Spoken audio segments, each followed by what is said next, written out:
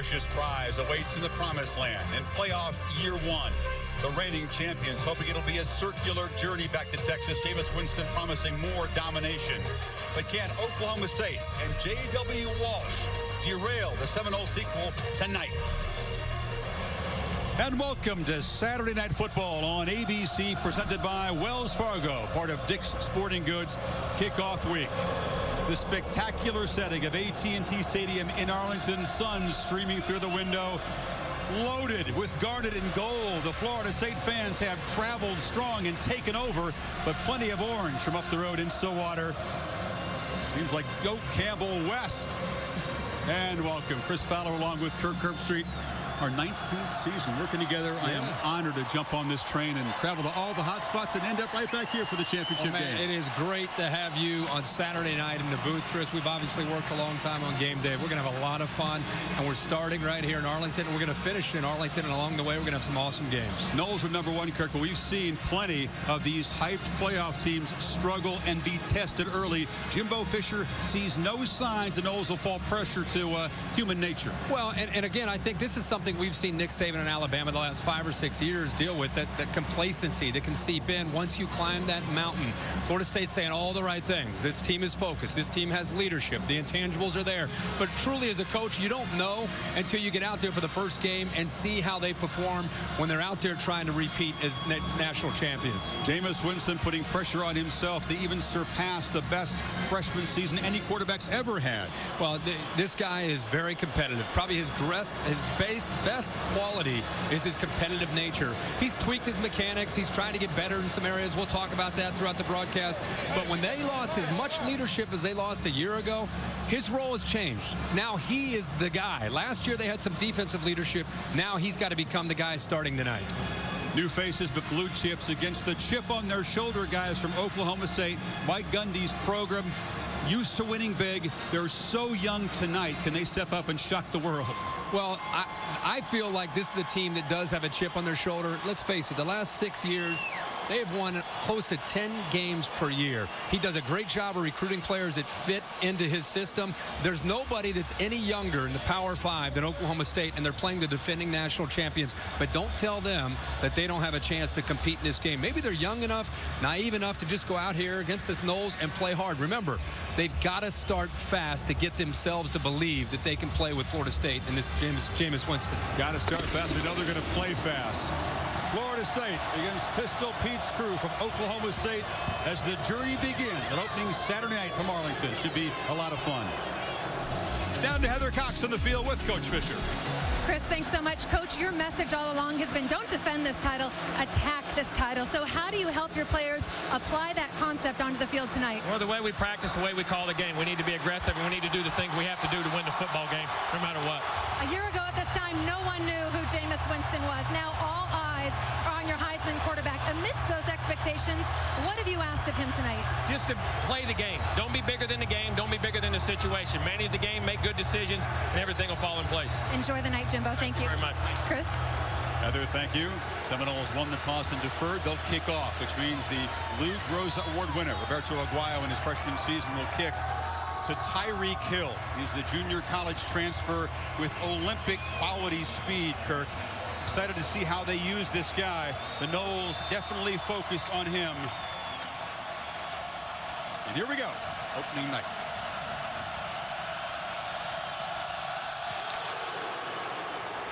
Hill driven to the end zone, but he'll bring it out. Cannot quite get the corner, but he's knocked out short of the 20-yard line. That's a win for the Florida State coverage team. Our Chick-fil-A impact players tonight, Desmond Roll will try to pound the rock with the running back and then work in Hill. Mario Edwards back in his home state, Kirk. Yeah, Rowland's a physical back. Hill has the speed. Edwards is becoming a leader for this defense. And Jalen Ramsey, only a true sophomore, played some corner last year, moved to safety. He kind of takes over the role for Lamarcus Joyner, being the leader of that back end for the Knowles defense. So from the night team, J.W. Walsh and the Cowboys will start their opening possession. J.W. from just up the road in Denton, Texas, and it is Tyreek Hill, the speedy transfer in the backfield. Along with Rowland. And they hand it off to Big Desmond Rowland, who came on late last year. He's a physical back. He'll try to wear down the defense. This defense has their ears pinned back. They are going to make J.W. Walsh and the Cowboys prove that they can throw the football. And until then, they're going to load up on this option attack. The two-back zone read look. J.W. Walsh is a dual-threat quarterback, loves to run, really loves to try to create when he throws the ball off of play action. But the Noles right now coming after him.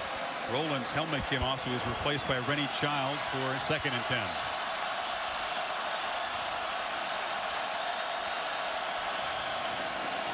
Move it off inside, stutter step, and bulldozing for a couple of yards is Tyreek Hill. Ran a 20.14 200 meters, the 2nd fastest high school time in history. But can he find open space? Well, he's going to have to try to find a crease for us to see that speed. This is the first 3rd down, obviously, the ball game. Let's see how J.W. Walsh performs. More importantly, let's see how that young offensive line up front in front of him takes care of him on this play on 3rd down. Rennie Childs to Walsh's right. Noles don't show pressure, and Walsh is a good runner, takes off, but he doesn't have 1st down yardage, and the Pokes go 3 and out. You know, Jeremy Pruitt, defensive coordinator last year when they won a national championship, moved on to Athens to be the defensive coordinator for Georgia. Charles Kelly, who was on the staff last year as a linebacker coach, he's still here. That's a look at him right there, and he's still dialing up the same pressures. If they get Oklahoma State consistently to 3rd down, it will be a long night for Oklahoma State's offense. They can't afford to be at 3rd medium to 3rd and long. Kip Smith is the punter. Rashad Green, the 4-year starting wide receiver, back to take it for the Noles. Usually good hang time for Smith. Not a terribly long kick, but a fair catch at the 42-yard line, and that's where Jameis Winston will start. Can he possibly top the spectacular opening night he had a year ago at Pittsburgh? Well, I think the big thing for Jameis is not to try to do too much. He's gotten so much attention, not just last year, but in the offseason. You can see he's got a little smile on his face. They've been working for 8 months for this moment. He has to let the game come to him. Now, he's always shown us that that's a strength of his. It typically performs well on the big stage. Let's see if he forces things here early or lets the game come to him and just goes out and executes. Carlos Williams, now the featured back, who's to his left. Winston to throw it on 1st down. Good protection, zips it across, and a catch made. About a 10-yard gain at the very first play as he comes out finding Christian Green. They're going to mix up a variety of looks. Green to the far right on the outside. Look at all the receivers out. There are 5 different receivers that are getting out. Plenty of time for Jameis Winston to evaluate that defense. Recognizes the matchup that he likes. Gets the ball to the senior Green there. 1st down, the Noles operating with some tempo. Winston, pressure off the edge, looks far side, and the catch is made by Carlos Williams, the running back. Physical runner. But soft hands. Soft is almost like a receiver. Jimbo, we've talked to him 3 or 4 times this week. He must have brought up how they really hope to be able to throw the ball more to their running backs this year. He brought it up so many times, clearly making a point. Listen, we lost Kelvin Benjamin to the NFL. We lost Kenny Shaw. Veterans, great receivers. So early this year, we're going to get our tight ends and our running backs involved in the pass game. Yeah, Freeman had the featured back role a year ago. Now it's number 9. Takes the handoff, hits the seam, bangs forward, has a 1st down about the 37-yard line. You brought up some of the games from earlier today. And one of the things that we saw, whether it was Ohio State and Navy or West Virginia when they played Alabama, is the team that was the heavy underdog had some success early. This is a big drive for a young Oklahoma State defense and a team to try to get their confidence up. If Florida State forces a 3 and out and then they go down and score, that is not a good sign for Oklahoma State. Play action, Winston bootlegging. Another pass, another completion on the far side. Another running incomplete. Ashton Lampkin was defending on Rashad Green. Last year, Oklahoma State, Kirk, in their opening possession, opponents didn't get anything. 1 field goal all year, so they were usually a pretty fast starting defense. Yeah, they were, but it's a new year and a lot of inexperience. But I will say this, Chris. Lampkin there on 1st and 10 in great position. Looked like it might be a catch, but he didn't give up on it, and he got his hand in there eventually and knocked that ball away.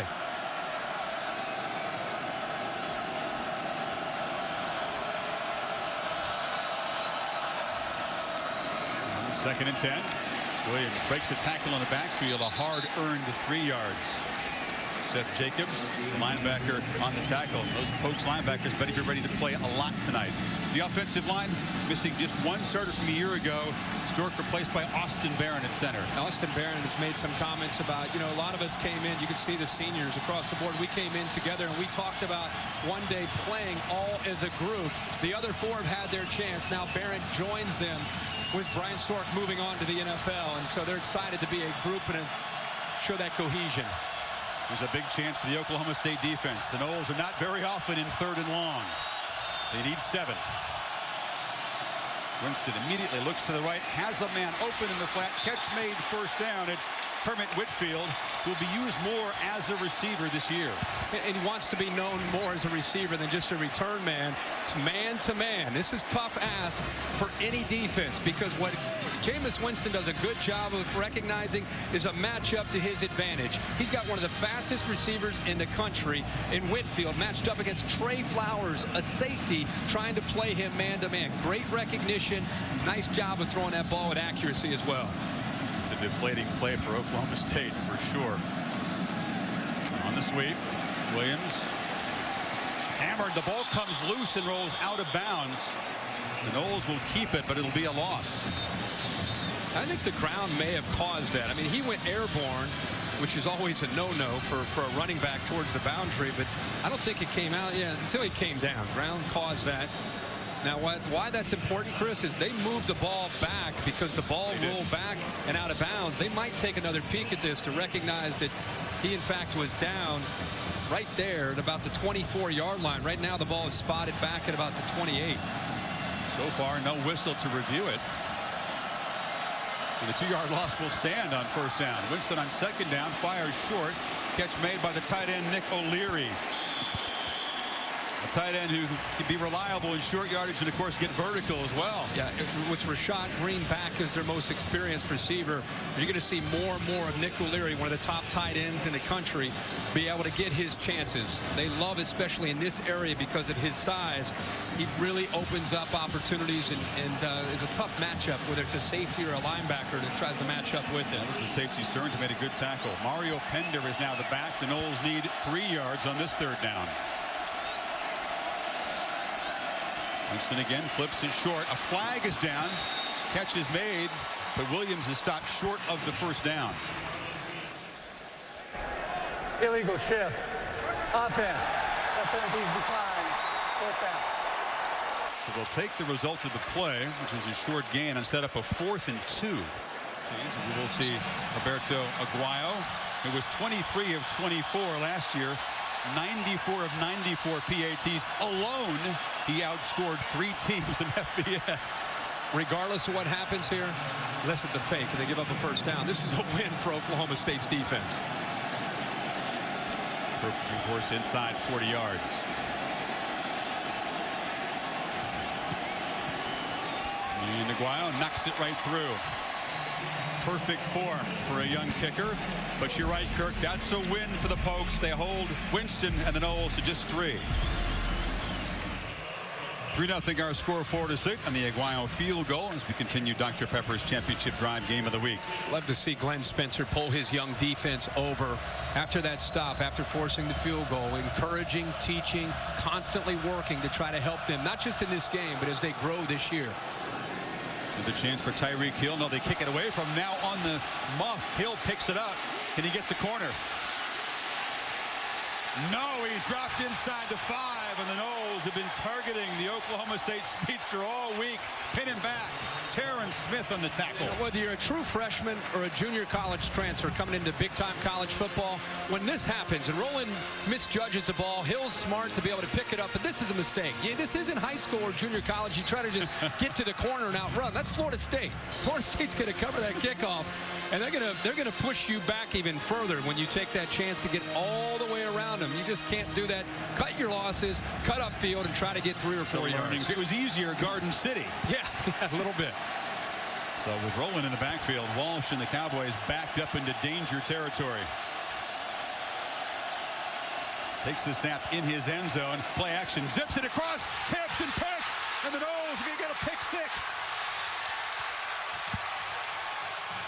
Nate Andrews spied the route, and a critical mistake for Walsh puts the Cowboys in a hole.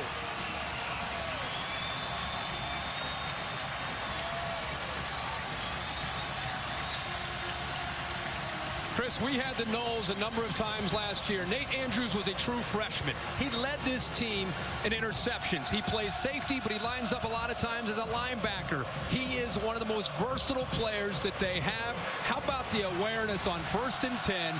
Doesn't bite on the play action fake, knocks the ball up into the air, and then the presence of mind intercepted for the touchdown. 8 defensive touchdowns a year ago. Some guys just have a knack for making plays. Nate Andrews is one of them. The kid is a playmaker and a tremendous leader for this team. Again, and just a sophomore. It's a nightmare start for Oklahoma State in an early 10-0 hole in Arlington.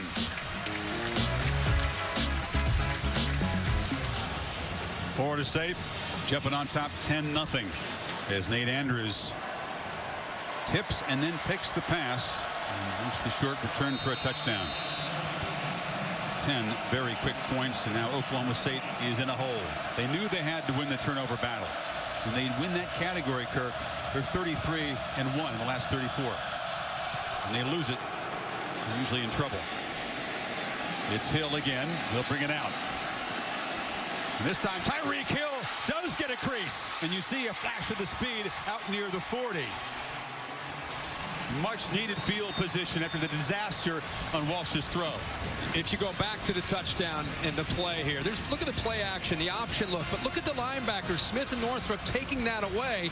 So it allows Nate Andrews to sit back, and look how he telegraphed the throw. The entire time, he stared at his receiver Seals the whole way, and Andrews is freelancing, sitting back because the other 2 linebackers had the option look taken away. So he sits back, reads the eyes, little backyard football, tips it up, and makes a great play. But big turnaround. Maybe the Cowboys take advantage of this return. Walsh against 4-man pressure, flips it short. This is Hill.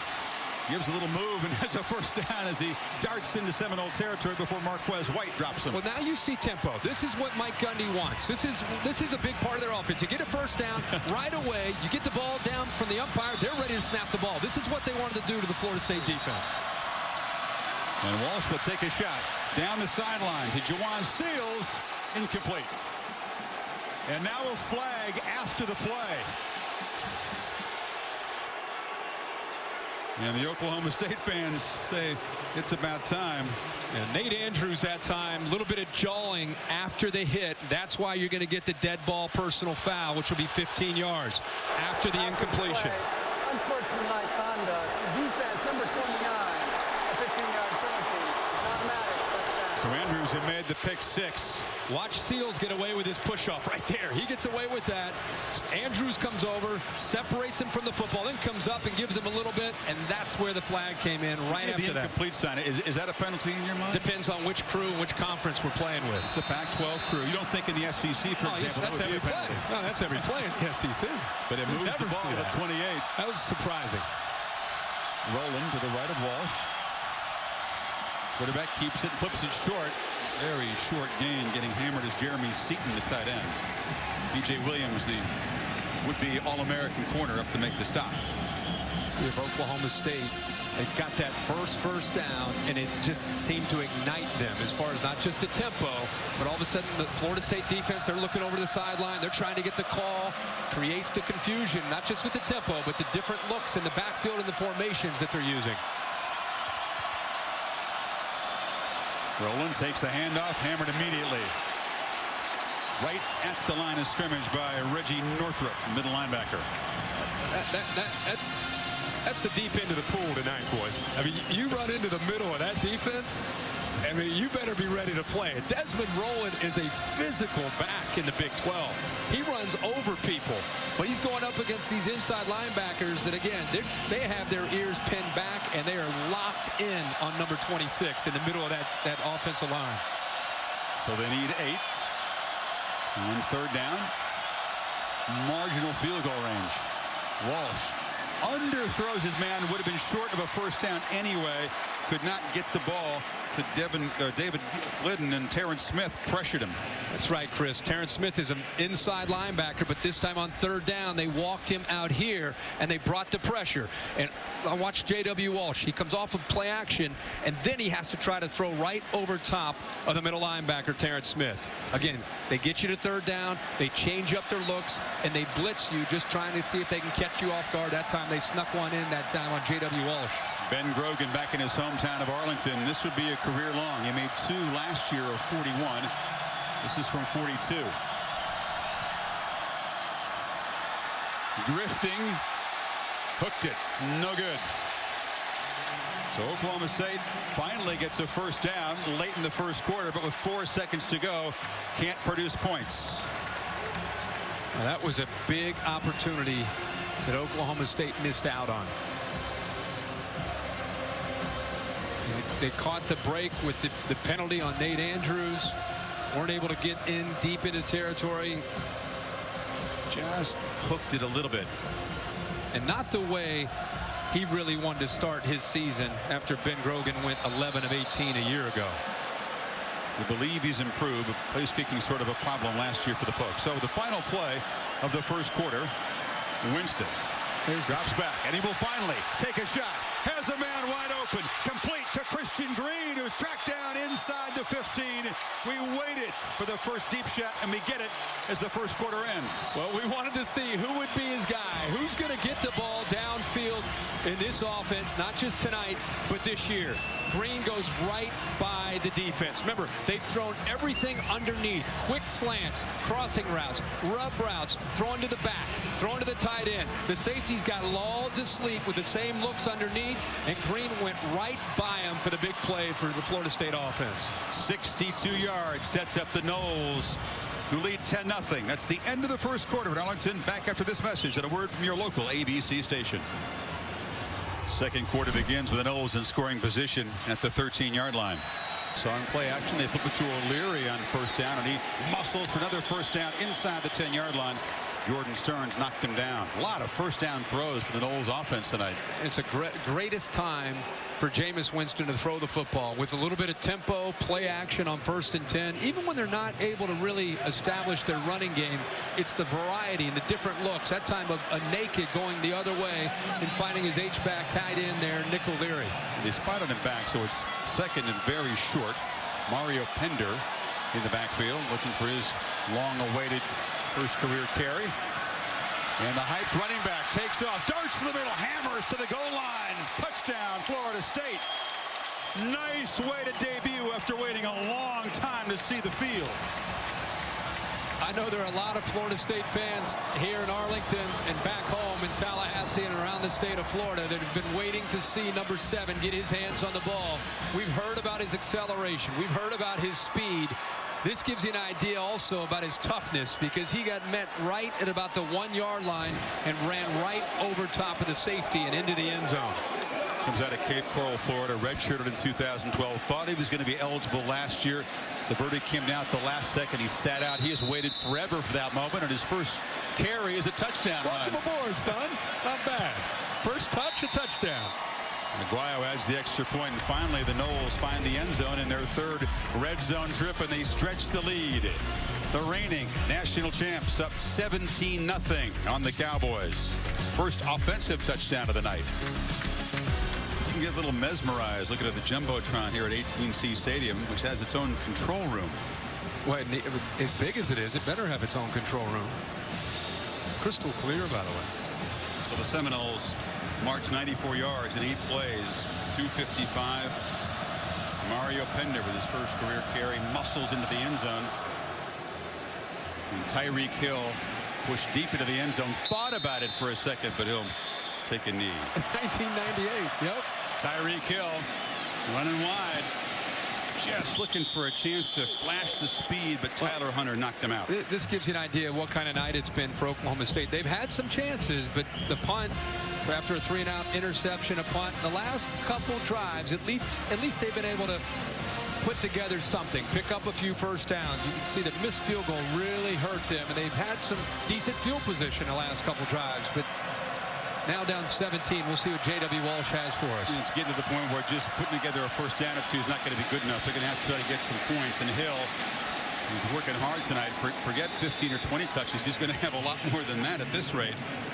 Hunter and Darby combining on the stop. He's got such a burst. I mean, this is the fastest defense in college football that we're watching. And, you know, he makes one cut and bounces it. And if you don't take the right angle, he's gone.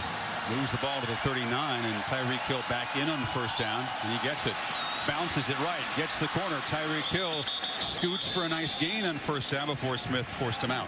Some positive yards on 1st and 10, and it's because of the speed. There was nothing there. He bounced that to the outside. That play was completely taken away, and because of his speed and acceleration, he found a little bit of an opening to the outside, and again is able to get those yards. You can see why everybody wanted Hill at the junior college. Oh, yeah. This time they fake it to him, and Walsh wants to take a shot downfield, throws it into coverage. Almost caught and then almost intercepted. Brandon Shepard was there, but so was Ronald Darby. Ball hung up a little bit, Kurt. Well, it's something that J.W. Walsh has a bit of a history of doing this, and eventually his receiver Shepard gets there, but you had two Florida State defenders. Darby, the corner, is sitting there. Hunter, the safety, very, very fortunate. He just kind of puts the ball up there in hopes that his guy makes the play. Meanwhile, he's fortunate to be able to have that ball hit the turf. Shepard could have made the play. Oh, yeah. Darby looked like he was getting ready to call a fair catch on a punt. 3rd and 5. Hill to the right of Walsh. He drops straight back. Gets good protection. Fires over the middle. And Tyreek scoots free. The sprinter down to the 11-yard line. Darby tracks him down, but he's starting to get loose. Great call. Watch him sneak out of the backfield. Outstanding call by Mike Gundy here to get him matched up underneath against a linebacker. But he gets rolling in the game. Walsh keeps it and dances for a short gain. The more I'm watching Tyreek Hill, I told you this when we went over their practice on Thursday, he looks so much like Kendall Hunter in this uniform. Kendall Hunter, a great player for the Cowboys for many years. He has that same kind of acceleration, and actually for a track man, he runs, he lowers his shoulder, and he is tough. Maybe more versatile than Hunter. It was basically a running back. Yeah. Rolling in the game, and 2nd and 7. Takes it, makes the cut. Desmond Rowland lowers his head down near the goal line. No, he stopped at the 1-yard line, but it should be a 1st and goal for the Cowboys, who still want to play fast now. Yeah, they sure are, and they're starting to move the Florida State defense back. They got them tired right now. Rowland takes it and just goes into the end zone standing up. Couple of crucial plays, conversions on that drive, and a much-needed touchdown for the Pokes.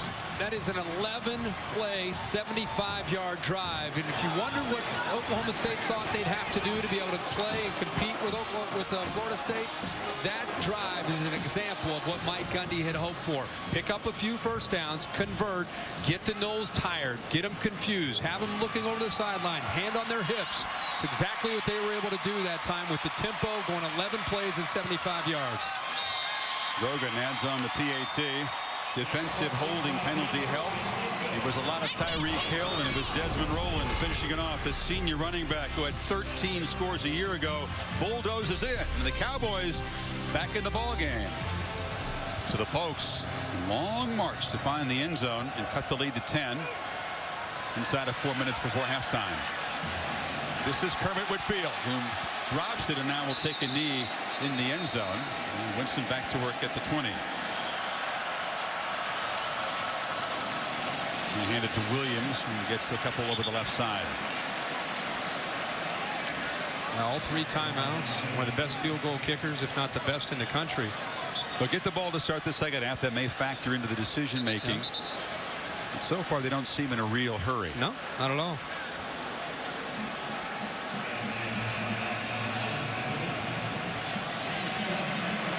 Yeah, the clock running down, and unless they try to cross out the Cowboys and take a shot. Yeah, Oklahoma State's got to be pretty happy about this if this is the choice that they make, to work the clock and just run out the clock.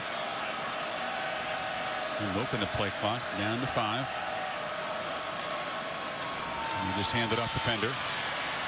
He gets away. Mario Pender takes a big hit, does get a first down, so they can get a clock stoppage. Jordan Stearns and Lampkin combining, but just 48 seconds to go. I'll tell you what, Pender's been waiting for 2 years to get his chance to run with the football. He's gonna be a handful, even though he's undersized. He lowers his shoulder, the 195 pounds, and those Cowboys safeties know they better be ready to hit him. And Winston will drop back.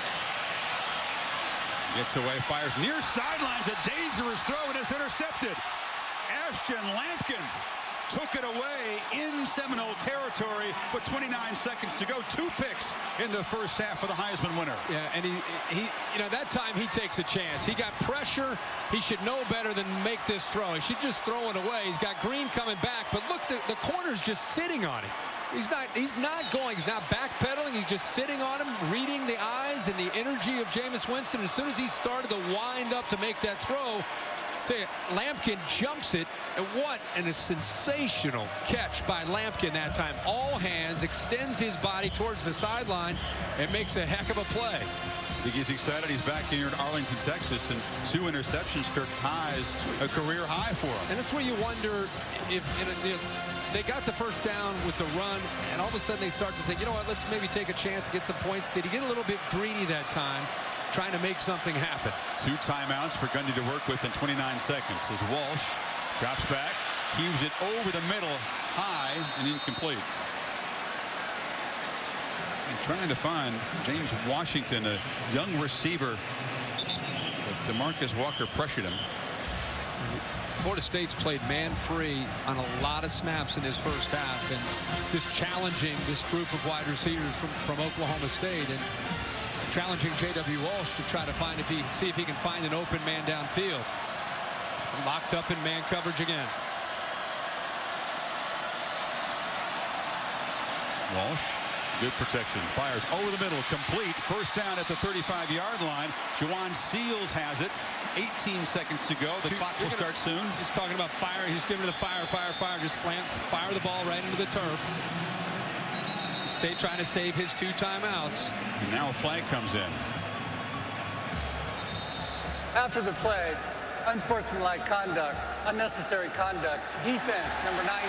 That is a crushing penalty. Now they are in field goal range. Eddie Goldman, a veteran who should know better. And now you have 2 timeouts. You're already in field goal range. Now you got to be smart. This is where the experience of J.W. Walsh has to come into play. Remembering how many timeouts you have left. Already have a shot at a field goal. Now you try to take a shot, try to sneak one in, see if you can get a touchdown before you take a chance at a field goal. Looks like Mike Gundy's going to already use one of his timeouts right here. He has 2 of them. Take one just to get the team settled. I know they're in field goal range, but Grogan hasn't been all that reliable. Walsh hands it off to Rowland, who gets nothing, and they'll have to burn their last timeout. Lawrence Stample throwing the running back down, and they'll settle for a field goal attempt. What about that? They don't show a ton of trust in Walsh to kind of get it closer, and this is not a sure thing, this field goal attempt. No, it's been a struggle. We mentioned earlier that Ben Grogan was 11 of 18 a year ago. Came out tonight with his first attempt and missed it. That was from 42. This will be a little bit closer. But still, if they could get 3 points out of this, it was a 17-0 deficit. They'd given up a defensive score by Florida State. They couldn't get a first down.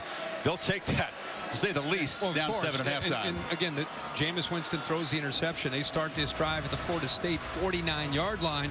You throw in the 15-yard penalty from Eddie Goldman, and that's what's gotten them into this position, at least have a chance at 3 points to cut this to a 7-point lead. So again, Grogan in his hometown, this time from 37 to make it a 7-point game at halftime.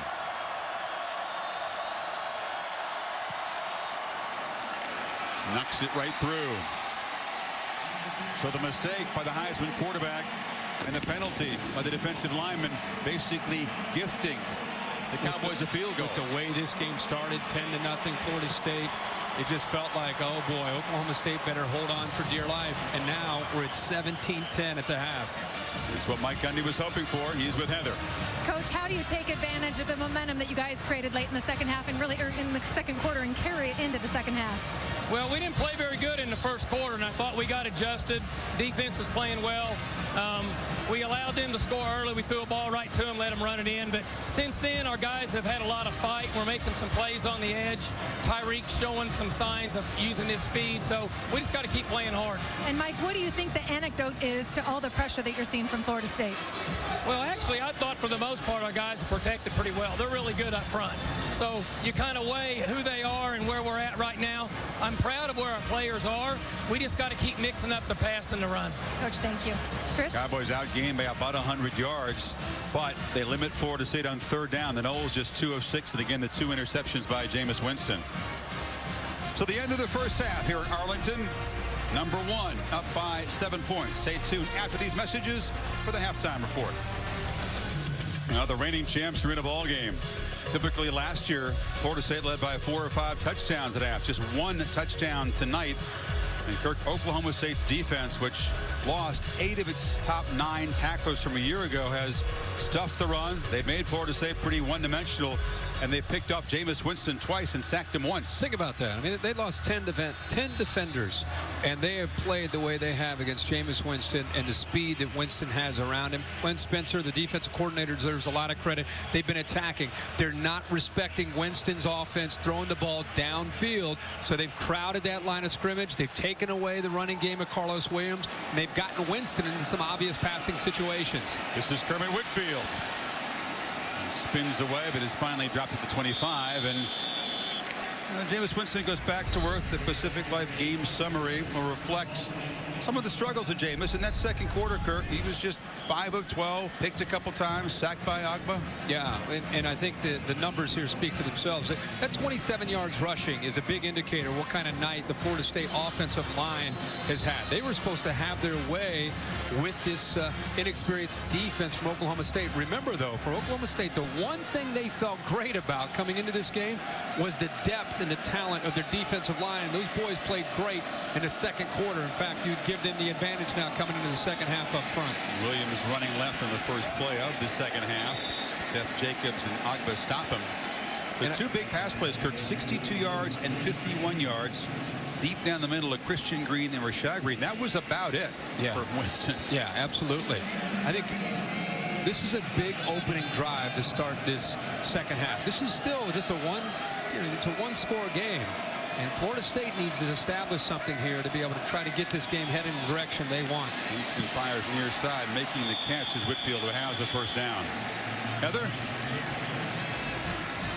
Hey, Chris, Jimbo Fisher was very upbeat in the locker room, but he did make plenty of adjustments, most of them having to do with the run game. Very frustrated at just 27 rushing yards in the first half. They certainly want to get that going to have a more balanced attack. As for Oklahoma State, Tyreek Hill did go into the locker room during their last drive of the first half. He's got cramps. They're working on him to keep him in. Winston fakes it to Williams, looking downfield, fires a dart, and it's caught.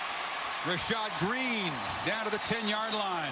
The guy they call Grandpa because he's such an elder statesman, a tutor for these young receivers, making a play down the middle. And Travis Rudolph clears this out. Watch him clear it out, opens up the middle of that defense. The safety had to respect the freshman going deep to the outside. He followed him, and then eventually Green came back into the middle. See that, how it opened up? 13 Stearns couldn't get over there until it was too late. That's a well-designed play by Jimbo Fisher in the offense.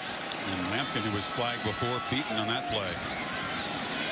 Williams pushed wide and dropped for a loss. Another great play by a defensive line of the Pokes, Jimmy Bean. Jimmy Bean, 6'5", 250 pounds from Denton, Texas. You know he's fired up to be here to have a chance to play. Getting around, using quickness to be able to get around these big offensive linemen from Florida State. That's the strength of this defense. They think Bean is going to have a good year. They feel good about this front. It's the guys behind them where they're very thin. Second and goal back at the 16. And Winston batted down to the line again. Pressure up the middle. Agba, Castleman was there as well. He's having a night. It's quickness. That's what's giving them too much to deal with right now. They're trying to set up a screen off to the right. Too slow in developing that play. You know, that's part of the first game of the year. You try to set things up. No preseason football and college football. You've been trying to time it up with your first team defense, but that just took too long for that eventually to develop. And by the time it did, Oklahoma State got pressure on Winston. So third and goal. They'll hand it off and play for a field goal here. In red zone defense, this was a great aspect of Oklahoma State last year, Kirk. They had a touchdown percentage of 44. It means opponents failed to get a touchdown more than half the time in the red zone. The Noles were great at that, but Pokes have won that battle tonight. Yeah, they sure have. They picked up where they left off last year. Third down defense, one of the best in the country. They're in the top 10. And also, as you said, the red zone efficiency of being able to stop teams from scoring touchdowns. That's what's keeping them in the game again tonight. Here comes Aguayo. Mr. Perfect. 27 yards. That's just routine. That's too easy for the sophomore. I mean, do we even need to say it's good? The only question is it going to hit the circle, you know, in the beautiful net there from Allstate. 3 points for the Noles from their first possession of the third quarter. Lead back to 10. AT&T Stadium with a display counting down to the national championship game 135 nights from now. And the folks in garnet and gold convinced they're going to make 2 trips. The old Dallas to Dallas motto. They've traveled extremely well. I mean, Stillwater's about a 4-hour drive from here, but garnet and gold outnumbering the orange in a big way. Surprised us when we got in here. Looked around at this beautiful stadium. But I bet they're sitting there a little uneasy right now. They expected to be blowing out Oklahoma State. It hadn't worked out that way. Hill again brings it out from the end zone. Breaks a tackle and finally stopped at the 24-yard line.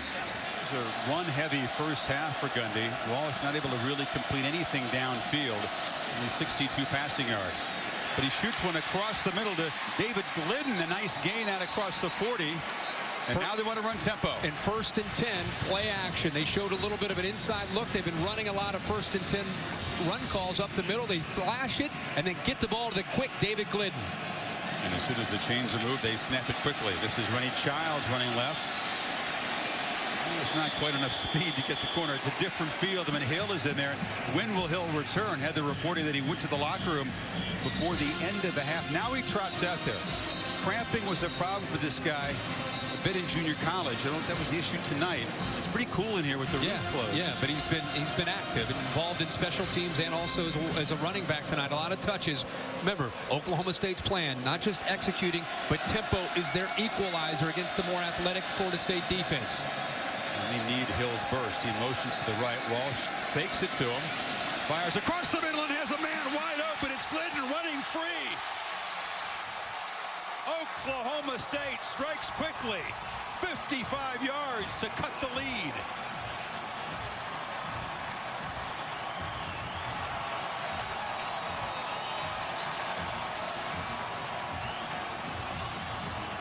The first big pass play of the night and a busted coverage for the Seminoles. Yeah, it was a blown assignment by Florida State. Oklahoma State had trips to the field. 3 receivers out there, and they've just been lulling this Florida State secondary to sleep with the play calling. Remember when I said they keep running up in the middle? They keep running up in the middle. They're setting up something for later in this football game, and that time they were able to do it. David Glidden, second career touchdown. Didn't have one all of last year. It's a 3-point game. Has to feel good. Chris, let's go back to this. You see Tyreek Hill coming in motion. He's going to catch the eyes of Florida State's defense. He's going to start to cheat up. Nobody picks up Glidden, who sneaks behind him. So again, it's the awareness of Tyreek Hill. See, Hill comes in motion. They think it's trying to get a quick throw to the outside. Instead, nobody stays with David Glidden. A simple bust, but it is because of using Tyreek Hill, just using him, and they've gone so many times to try to get the ball out in space to him that the Florida State defense goes out to the outside, and they sneak David Glidden right behind him. A busted coverage here for the Noles. Longest catch of his career. J.W. Walsh, there's a 4.6 40 down the field toward his receiver. Hey, 20-17. 10:45 to go in the third quarter. We got a ball game. Crafty play calling of Mike Gundy and his staff. They find a way to move the ball even though the faces come and go. It's a short kick. Kip Smith, the punter, handles the kickoff duty, and Freddie Stevenson, the fullback, with a short return, so they keep it away from Whitfield, and they do a good job covering it. Both teams have pointed to dominance in the third quarter. You see the results for the Seminoles, 203 points in the third quarter alone. But the Cowboys consider themselves one of the best third quarter teams in the country as well. See how Jameis Winston responds.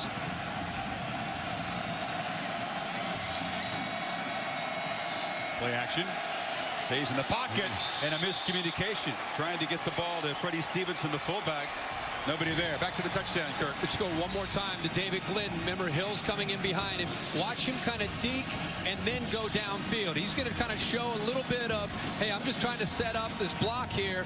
And that, I think, also helped manipulate that secondary into thinking that he was going to go downfield. Jalen Ramsey jumped the route on Tyreek Hill, and it opened up, as we said, a busted coverage behind it. So a serious stud for the Seminoles defense makes a mental error. Williams breaks a tackle, gets around the right edge, and Carlos Williams has a first down inside the 40 of Oklahoma State. They'll spot it at the 42. That came close to being one of the low hits you're not allowed to do in college football. It's a new rule this year. If you go low by the knee area or below, they're going to call a roughing the passer, but that time he was up around the thigh. But the pressure is still pretty intense for Jameis Winston when he drops back to throw the football. It was the first time we've seen Carlos Williams have a chance to pick up some yards running the football. The longest run of the game, 14 yards, that's it. Try Williams left side again, and he fights to get back to the line of scrimmage and won't. Ryan Simmons, junior, leader of that defense. Ryan, the linebacker this year. Yeah, Ryan Simmons has taken over that role where he's got to be able to be the leader. Sean Lewis, Caleb Levy, in the last couple of years, last 3 or 4 years, they've been the guys, and Ryan Simmons has learned quite a bit from them. He's moved from the will to the middle linebacker spot, more of a natural spot for him. Flip it out to Mario Pender, and he's tackled immediately. So a short gain. Josh Furman will force a 3rd and long, another 3rd and long for Florida State. And the ball almost came out.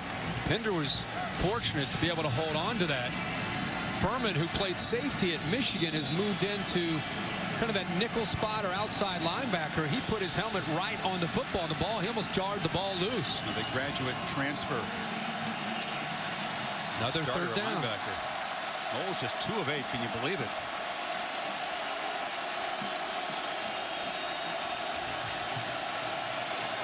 We've been too often in 3rd and long tonight. Play clock at 4 as Winston waits, is flushed, escapes, but won't get the first down. Stopped at the 38. They're really affecting the rhythm of Jameis Winston on 3rd downs. Defense number 6. 10-yard penalty results in a first down. Ashton Lampkin, who made the pick, is flagged for his 2nd defensive holding, and that's an automatic first down. That stings for Spencer's defense. And he'll move the ball to the 28. And he's had a couple of those tonight that have been costly. That one, a big one here on 3rd down. They're an aggressive secondary. They like to get up and press, and that means kind of dancing around, flirting with the penalty a lot of the time. See Jimbo Fisher at the top saying, let's go, snap it, snap it. Winston takes off.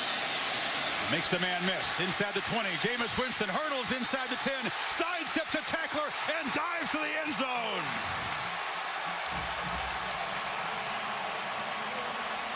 The complete running skill set on display there. It's a career long for Jameis Winston, 28 yards. How about the blocks, by the way, on that play? The left guard, Matias, the true freshman 15. See there at the end, Travis Rudolph doing his job. But Matias, the offensive lineman, he was 15, 20 yards downfield leading the way. Got a huge block that opened it up. It hasn't been the kind of passing night he's used to. The longest run of his career puts the Noles back up by 9 and now 10 as Aguayo stays perfect in his career for PATs. Chris, I'll tell you, I love to see the offensive linemen get downfield and contribute. Watch this guy right here, Josue Matias, what he's able to do with his athletic ability. Look at the big fella. I mean, he's 10, 15, 20 yards downfield, and he knocks down a safety. I mean, he takes him out of the play. You see Rudolph's effort there. Look at Matias. Look at him. I mean, you imagine seeing a 325-pound offensive lineman running downfield at you like that? Remember that the drive began at the 44 because Caleb Smith's snap on the punt hit one of the upbacks. The Noles had good field position, cashed it in to stretch the lead back to 10. Here's Hill. Straight ahead, stop at the 24-yard line. Here's what you talked about, Kirk. Jimbo showing the wheels, saying, we got what we want. Yeah, right up there, right up the top, saying, let's go, let's go, let's go. Snap it, snap it, snap it. He knew exactly what he wanted. Spread the defense out with the formation. Get the numbers that you want. I think he got the bonus package here, getting it all the way to the end zone, but he knew he had a successful or an opportunity for a successful play. Winston, not that explosive or sudden a runner. He gets going once he gets in the open field. He's very, very tough to bring down, but he showed me something with the side step and the hurdle down there. Yeah, kind of lumbers down the field. Walsh on a play action. Fires over the middle into traffic, but a good catch by Shepard for a first down to the 40, and now the Cowboys will try to go to work quickly. Ramsey, yet another tackle. Another play action call here on 1st and 10. They've opened up the playbook in this second half, giving J.W. Walsh a better chance to execute in this offense. His receivers are getting separation as well on 1st and 10.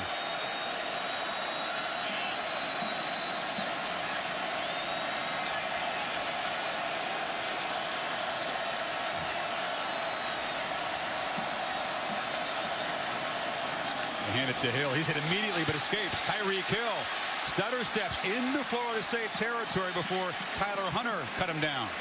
What a great job. Initial contact there from a big defensive lineman. He bounces off of him. That's why you better wrap him up. This is not just a frail track man. He's got strength. So final seconds tick it away in the third quarter. But Oklahoma State given #1 a battle, down by 10. National Championship Trophy presented by Dr. Pepper. 135 nights from now, somebody's going to clutch that thing in the stadium. Bring it to the sidelines. They might knock it over if they get down in that corner. Again, press man from Florida State, free safety in the middle of the field.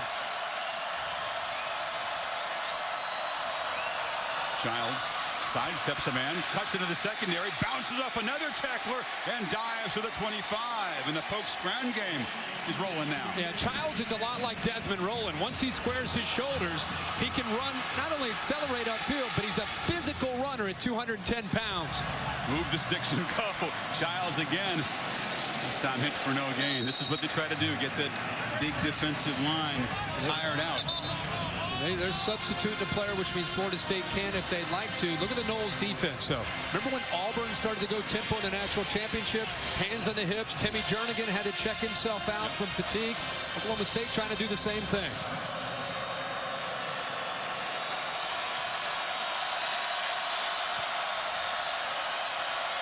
There's Crown trying to help the defense on 2nd and 9.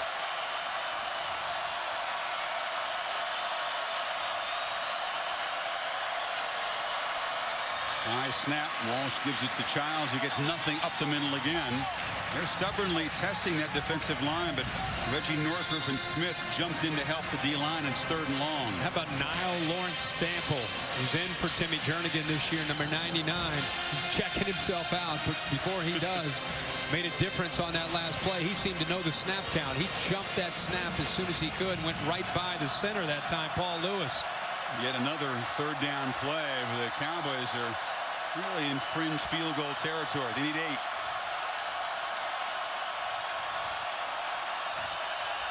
Got a slot receiver right here. Walsh instead takes off and runs and shows the quickness. J.W. Walsh diving to the end zone. And the Cowboys are hanging around.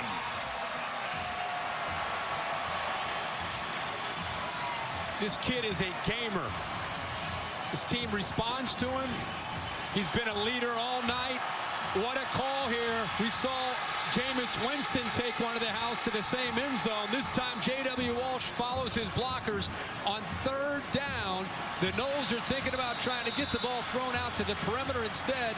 The speed, there's that speed we talked about from Walsh. He gets upfield in a hurry and takes it all the way into the end zone. And almost now. I believe it's a 4-6. Oh, yeah, maybe a 4-5 on that one. He's running for his life. They're back within a field goal again here in the 4th quarter. So crucial to have a running quarterback in the modern college game.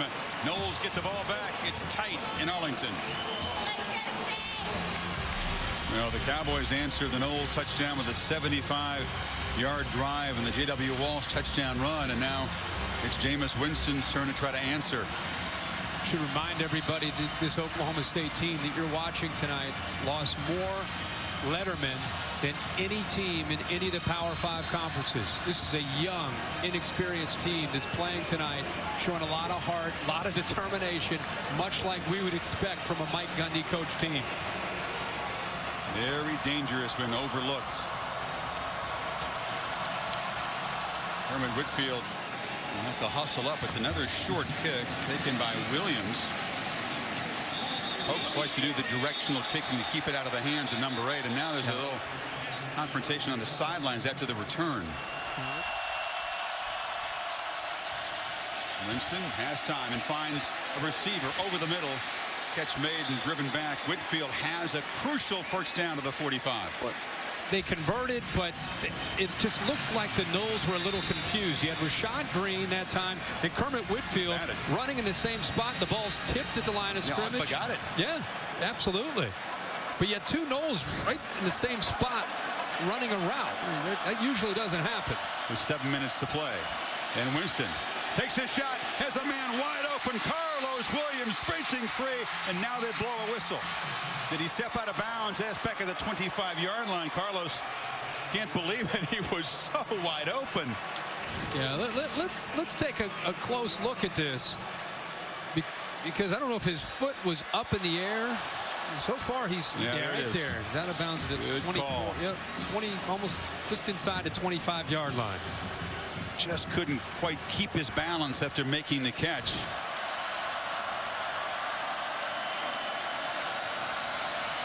There's a short throw.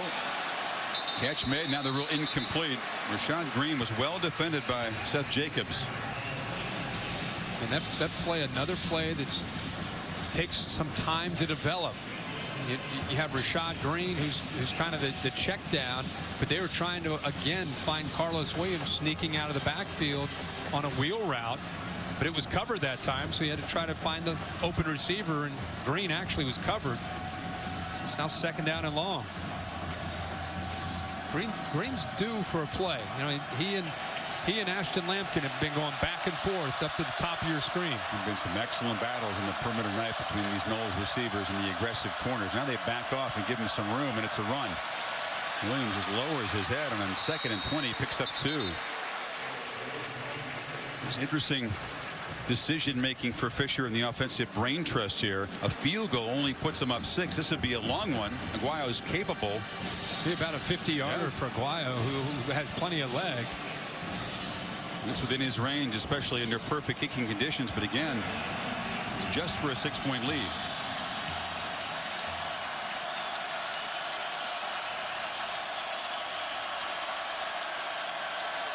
Winston on 3rd and long, fires over the middle, complete. Catch made by Green. Can he get the corner? He gets a block. Rashad Green skips down to the 20. Not enough for the first down. Furman pushed him out, but a much more makeable field goal attempt now for Aguayo. But a big stop by Oklahoma State, and the penalty. Remember, we talked about crucial penalties. Not a lot, but a crucial penalty. Something that ends a drive for you. Aguayo has a chance to put him up by 6, but it's going to give Oklahoma State the football back and give J.W. Walsh another chance.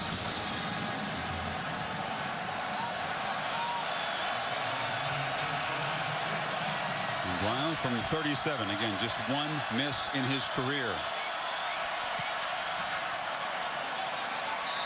What a comforting feeling to have a kicker like that. The Noles haven't always been automatic with field goals in their history. They are now. With this guy, they are. Yeah. Leads only 6, though. 5:13 to go. Noles kicking it away. It's another short kickoff to keep it away from Tyreek Hill. Up by the up man. And it's going to give Oklahoma State some excellent field position.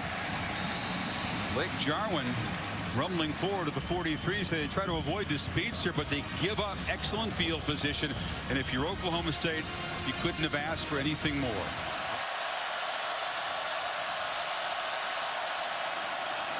There's a short pitch to the far side, and Chris Lacey, the talented true freshman, picks up about 4. Heather? Chris and Kirk, I'm sure you've noticed that Desmond Rolling, the running back for Oklahoma State, is not out on the field. He did go into the Oklahoma State side of the locker room to where there is an x-ray machine. He was holding his ribs. Now, Oklahoma State does not give out injury information, but I can tell you that's what I saw, and they are still without their starting running back. Thank you, Heather. Good job. He seemed to be in pain when Rolling walked off. Walsh keeps it. Is knocked head over heels. Ball comes loose. And the Seminoles pounce on it. A huge turnover as the quarterback went head over heels and the ball came out. P.J. Williams, the corner, look at him come diving in there and take out the quarterback's legs. Boy, P.J. Williams has been coming. The ball actually comes out before the surface could cause that fumble. That is a great hit. Ball goes into the air. Quarterback does a cartwheel, and the ball comes out. The Noles defense comes up with the play of the night, led by one of their leaders, their new leaders this year, P.J. Williams. He's been coming on that corner blitz all night long, and this time he makes the play that could determine the outcome of the football game. He made a huge play against Auburn. He was the defensive player of the game in the BCS championship game with that pick of Marshall. Forces the fumble and recovers it. And the Noles are in business at the 48. Williams. The running game just has not been there tonight. Williams expected, I think, to create some big creases. Another check of the fumble. Just a tremendous individual effort by Williams. Yeah, unbelievable play here by Williams. Again, he has been active. This time they take a chance. They attack down. It was a great read, by the way, on the zone read by J.W. Walsh. He pulled it at the right time to go to the next level. But that attacking secondary got after him, and they forced the ball out. And the awareness by the Noles, they got the football back. Remember, this game's not over. Oklahoma State still has 3 timeouts left. Winston on second and long. Throws into traffic, but it's caught. Rashad Green racing for the end zone. And the Noles cash the turnover into 6. 50 yards.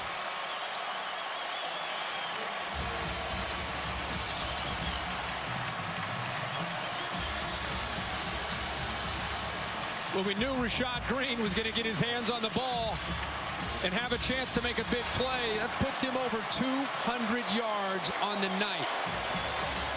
He does most of his damage after the catch, and that time against Auburn, Kirk, huh? Speaking of after the catch in the championship game. That's exactly what he did. A quick slant, catches that football. He shows you what kind of speed he has afterwards.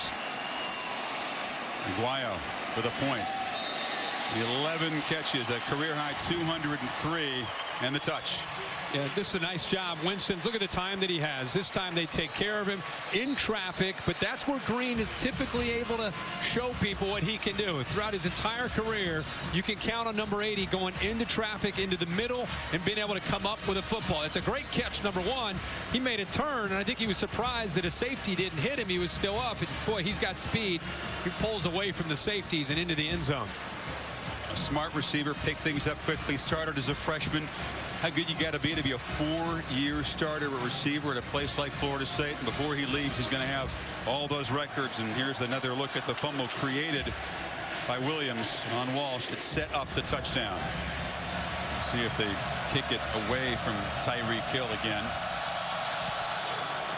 It's a short kick, but Hill's going to come up and take it at the 15. Tyreek Hill gets the corner after a nice little shoulder fake. In the clear and finally forced out of bounds. Aguayo, the kicker, had the angle on him, but Oklahoma State just won't go away. They're in great position. They try to cut the lead now. Boy, this kid is really amazing. I mean, Mike Gundy played college football. He's been coaching college football for a long time.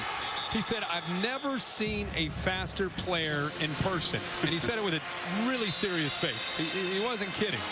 Never seen a faster player in person. And I think a lot of people thought, well, okay, he's fast. But tonight, his first game in big-time college football, we're seeing what Mike Gundy talks about. We got a lot of fast guys. It's Childs knifing into the secondary. Tough run on first down. Jalen Ramsey, another tackle. They got to play quick. Oklahoma State's thinking about, of course, there's under about 3.5 to go, and they've got 3 timeouts. That big kickoff return gives them some hope, but they've got to score in a hurry and get their defense back out there. Childs, a short gain. It'll be 3rd and short. Aaron Smith made this up. You got to hop up quickly and get going here. 2 scores down. Walsh is going to have to make a play, whether it's with his arm or with his feet. He's going to have to make a play here if the Cowboys want to put the ball into the end zone. Well, we got 2 downs to get to 2 yards, but the clock is the bigger issue. Walsh flushed. Run for a first down easy. Tucks it, shows the speed, and darts out at the 15. That's what I'm talking about. I mean, he's going to have to create. He's going to have to make a play. This time it's a broken play. The linebackers clear out with the running backs, play man-to-man. And when you play man-to-man against a guy like J.W. Walsh, he recognizes it. It just opens up, and he finds that crease and gets big yards. This is Childs cutting it back. Childs hammers down. Still running tough inside the 5. It'll be the clock stops, too, there, Chris, for the first down. I think Florida State started to celebrate. Maybe they thought this game was over after the Green touchdown. But here we are 4 or 5 plays later, and Oklahoma State's about to get the ball into the end zone. They haven't had to use 1 timeout yet. Nope. Childs hit in the backfield. Escapes, just gets back to the line of scrimmage. Terrence Smith was there quickly. Their first mistake was kicking it to Hill, and I think you're right, exactly right, Kirk, that Noel sort of relaxed up 13 here. Jameis Winston is shaking the head. He's about to go back to work in what could be a very important possession. Got Hill back in there for Childs.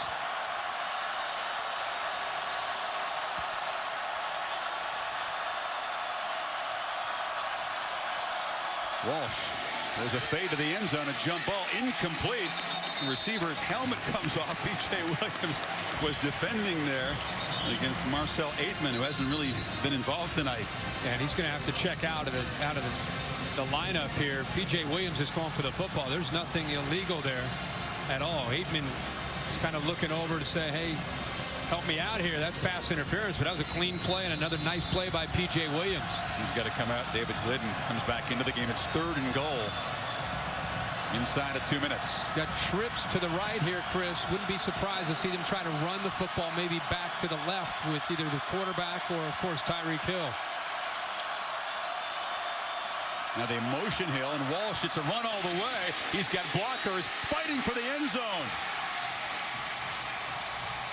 The Cowboys showing heart, cut into the lead.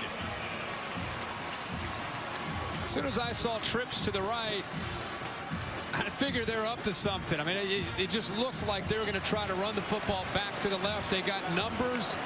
That's the strong side of their offensive line. They do a nice job of leading the way through, and there's the toughness once again from J.W. Walsh to get the ball into the end zone. They have all 3 of their timeouts left.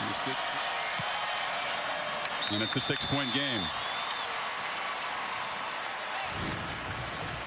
You got the 3 receivers. They even motion Hill, trying to just catch all the attention of the Florida State defense, thinking that they'd be going to the offense's right. Paul Lewis there making a block. They got some Lewis, Grisby leading the way. And then the fullback in there. And then the toughness there of the quarterback. I think with 3 timeouts, you consider taking like a little bit of a deeper pooch kick, but it looks like they're going to go with the onside. Here. Yeah, they're going onside kick. So Smith, the punter who handles the kickoff duties. It's actually 2 kickers in there. Will it be Grogan or Smith? It's going to be Smith. Boots it, deflected. Ball is loose, goes out of bounds. It'll be Seminole football. So they tried a little wrinkle there with 2 kickers in the game. Which direction would it go? Well, when we were at practice on Thursday, I noticed that when they were practicing their onside kicks, they were very consistent with getting that ball to pop up.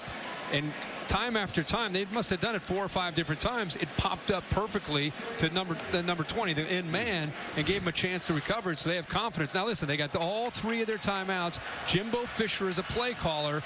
He's in a unique position now. Does he run 3 straight times, even though the running game hasn't been that great? Force him to use the timeouts, go predictable, or does he give Jameis Winston a chance here to throw the football?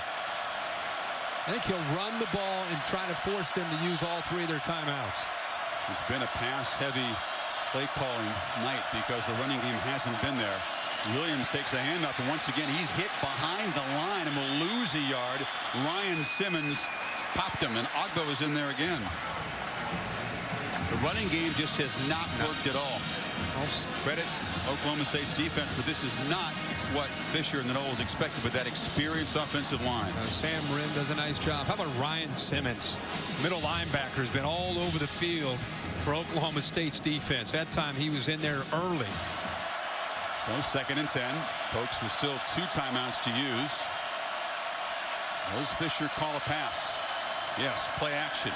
Winston looks downfield to take a shot, gambles, overthrows the receiver, and a flag comes in.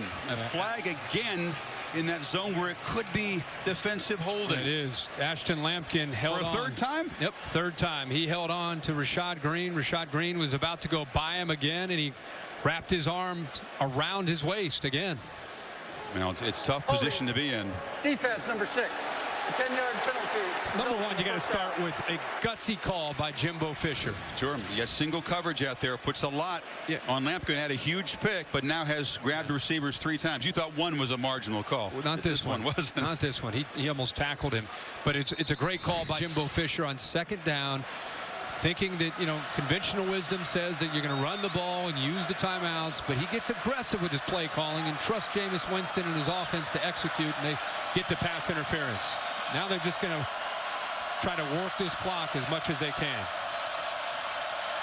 And 1st down, and Williams right. Williams breaks free. Hammers close to a 1st down. Jordan Stearns stops him. It's right near the 1st down marker, and they're going to move the chains. Stay tuned for the Ford wrap-up after the game with Robert Flores. Analysis of this and all the other opening Saturday night games. So it's another 1st down. Gundy still with those 2 timeouts, and they'll spend one right here with 1:35 to go.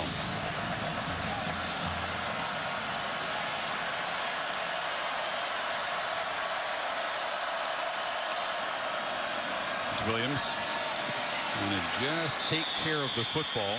A short gain, and now whistle. And the final timeout taken by Oklahoma State. With Oklahoma State, how about their story tonight? I mean, nobody expected them other than their own fan base to go 37-31 with the defending national champions. So they use this as a springboard into the rest of their season. Gundy being pushed back off the sidelines, demanding some sort of explanation.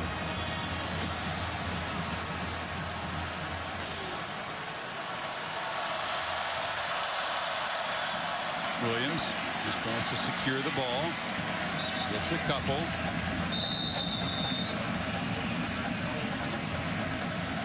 Now it's 3rd down. Yeah, one more snap should do it. Yeah, the clock will get down well inside of a minute on this play. You look at Winston's stats. 25 of 39, Kirk, 370 yards. The touchdown. Did have the 2 interceptions, which is the most he's ever had. It equals a career high. And, of course, the 28-yard touchdown run. But he would say didn't meet his own expectations, I would think, tonight. I would just say, if I didn't look at the numbers, I would say that he didn't have a great game. Right. Florida State's offense didn't have a great game. This is not the type of Florida State offense that they want to run this year. Jimbo Fisher would be the first one to tell you that, but it's week 1. You go back, you learn from what you did well, what you can do better, and you try to grow. But they'll be a much different team as the season progresses, and maybe this will get their attention when they look at the film and watch this one. They were pretty one-dimensional tonight. If you take away Winston's touchdown run, the running backs didn't do much tonight behind that heralded offensive line. Give tremendous credit to Oklahoma State. They're not going to come away with the victory. They're going to still be looking for that first win over a number 1. This will be the 4th close call that they had over the years. But this roster of young, fresh faces has shown tremendous grit and fight tonight. So 6 seconds to go. It's now 4th and 9. Offense, number 5. Back at the 35. Penalty. Still 1st down. So now with 6 seconds left, he's probably just going to tell Jameis take a snap and run around and fall down. just take about 3 or 4 steps backwards maybe and take a knee. Or if you don't use all the seconds, though, hand it off to Oklahoma State will have a shot. Hand it off to the Williams. I was just going to throw it up. By the time it comes down, it'll be triple zeros on the clock. That's an adventurous way to kill the final seconds of a very, very hard-fought victory. That sequence of events was very fitting to the way this game was played funky tonight by Florida State. J.W. Walsh disappointed, played his heart out. The native Texan comes home and, despite terrific effort running and throwing, will come up 6 points short. The Noles equal a school record with their 17th consecutive win. And let's go down to Heather with Jimbo Fisher. Coach, congratulations on the win. After a season last year where you beat everybody by almost 40 points, what impact did being tested in the opener have tonight? Well, we found out everybody's going to give you your A game, which we thought. We overcome a lot of adversity, but we put some adversity on ourselves. But give Oklahoma State credit. They came ready to play. We've got to get much better on all 3 phases. We give way too many things, offense, defense, special teams, and that starts with me. I got to do a better job. But I'm very proud of the kids, the way we competed and found ways to win the game. And you guys had a long wait to get onto the field. There's been so much talk after winning the title about defending the title. How good did it feel to finally get on the field? It did feel good to get on. It felt good to get that win. Now we can just relax and realize this is not the same team. We got to have a different football team. They'll get better next week, and we still got a chance to have a great football team. All right, Coach, we enjoyed it. Thank you. And Jameis is right over here. Jameis, congratulations on the win. It seems like all offseason your coach was preaching, don't defend the title, attack the title. How did that mentality help you guys tonight? It was good because we didn't give up. We kept fighting, and we got a victory. Mid-third quarter, it seems like you turned the tide. A career-long touchdown run, 28 yards, that included an impressive hurdle. What was going through your mind during that play? Well, I just got to give a credit to my teammates, man. They put it out on the line. Josue went down the field, made a great block, and I got the ball in the end zone. After losing 2 incredible receivers to the NFL, what kind of confidence did you develop in Rashad Green tonight? I got a lot of confidence. He's one of the few that return. And, we got to get those guys on the same level. They're playing great. They had a great fall camp, but it's time for us to step it up a notch. You guys haven't been tested much. What did you learn about your team tonight being tested in adversity? That we still playing like we champions. We just got to step it up a notch. Jameis, thanks. Congrats. Well, the Seminoles survive. They're hoping for a circular journey to get back here, Dallas to Dallas. It's going to be a tough one. If anything like tonight is an indication, the Cowboys give them all they can handle, but number 1 survives 37-31. The Ford Wrap-Up Show and Robert Flores.